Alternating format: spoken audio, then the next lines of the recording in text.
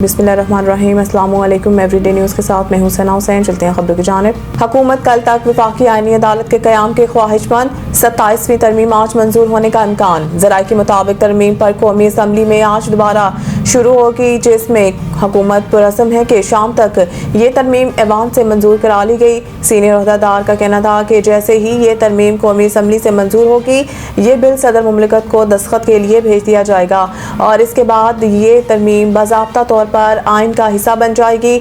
जैसे ही आइनी अमल मुकम्मल होगा, हुकूमत का इरादा है कि जुमेरात को ही वफाकी आइनी अदालत के जजों की तकरीब हलफबरदारी मुनक्किद की जाए, जिससे बाज़ाब्ता तौर पर एक नई अदालत कायम हो जाएगी। ज़राए ने इंकशाफ किया है कि हुकूमत ने इस नई अदालत के चीफ जस्टिस और दीगर जजों के तकर्रुर के हवाले से बुनियादी काम मुकम्मल कर लिया है।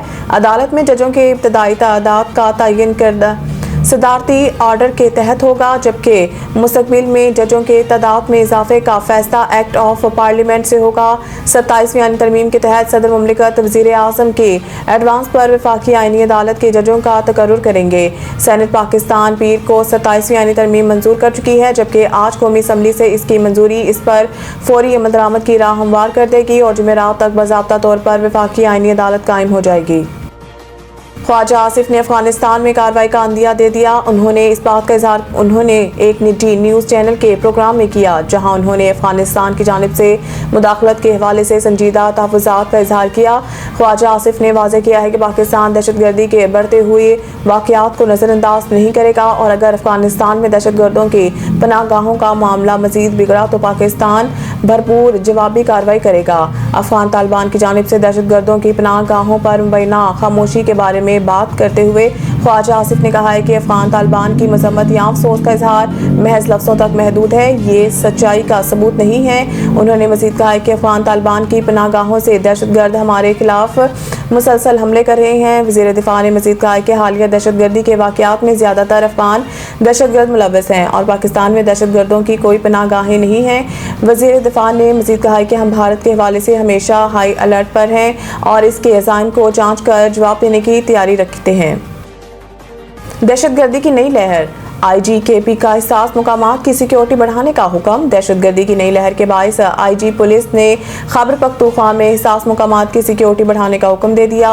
IG पुलिस जुल्फ़िकार हमीद ने RPOs और DPOs को खुसूसी हिदायत जारी करते हुए दहशतगर्दी की नई लहर के बायस सिक्योरिटी का असर जायजा लेने का हुक्म दिया।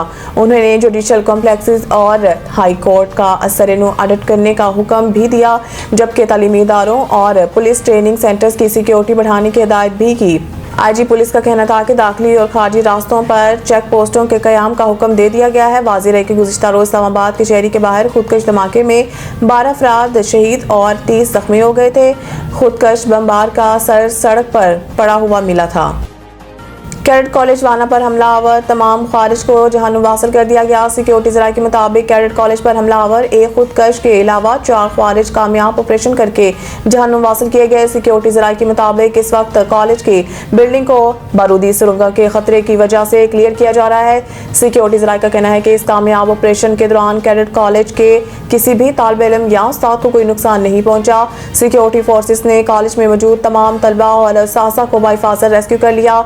सिक्योरिटी ज़राए ने बताया है कि कैडेट कॉलेज पर हमले के वक्त 525 कैडेट्स समेत तकरीबन 650 अफराद मौजूद थे। सिक्योरिटी ज़राए का कहना है कि अफगान खारिज के कॉलेज में मौजूदगी और कैडेट्स की जानों की हिफाजत के पेश नज़र ऑपरेशन नहायत एहतियात और हिकमत अमली से किया गया। ख्याल रहे कि गुज़िश्ता रोज़ अफगान खारिज ने कॉलेज के मरकजी गेट से बारूद से भरी गाड़ी टकरा दी थी। धमाके से कॉलेज का मरकजी गेट गिर गया और करीबी इमारतों को भी नुकसान पहुंचा था। मज़ीद न्यूज़ अपडेट के लिए देखते रहें एवरीडे न्यूज़।